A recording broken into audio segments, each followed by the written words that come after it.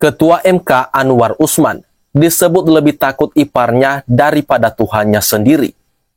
Ketua Majelis Syuro Partai Umat, Amin Rais, menyentil keras Ketua Mahkamah Konstitusi atau MK Anwar Usman terkait putusan yang mengabulkan gugatan syarat berpengalaman sebagai kepala daerah untuk pendaftaran sebagai capres maupun cawapres. Amin Rais menyebut Anwar kini tak lagi takut Tuhan, tapi takut kepada iparnya. Jadi ngawur sekali putusan MK, karena ternyata memang sandiwara saja. Dulu ketika awal itu kan Anwar Usman mengatakan saya takut pada Allah.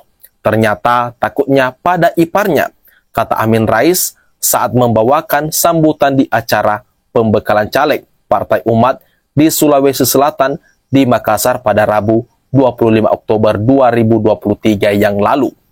Dia menilai MK telah membuat putusan yang melebihi kewenangannya. Pasalnya aturan soal batas usia capres ataupun cawapres seharusnya diatur oleh pemerintah dan DPR RI. MK bukan buat keputusan melebihi wewenangnya DPR. Jadi legislatif itu buat legislasi, pembuat perundang-undangan, dan itu bukan dibuat oleh MK yang bonyok itu, kata Amin Rais. Amin pun berharap seluruh caleg Partai Umat di Sulawesi Selatan mempelajari Undang-Undang Dasar tahun 1945 sebagai pegangan saat menjadi legislator. Selain itu, dia berpesan agar para caleg yang terpilih nantinya merevisi undang-undang yang hanya menguntungkan asing dan merugikan bangsa sendiri. Kemudian tadi saya mengingatkan, kekuasaan itu ada batasnya.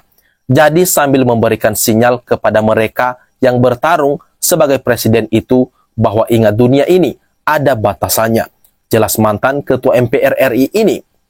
Dalam kesempatan itu, dia juga menyindir kepemimpinan Presiden Joko Widodo atau Jokowi. Dia menilai Jokowi tidak lagi membela negeri sendiri, melainkan justru membebaskan pihak asing demi kepentingan politik dan uang. Kemudian kekuasaan itu titipan dari Allah.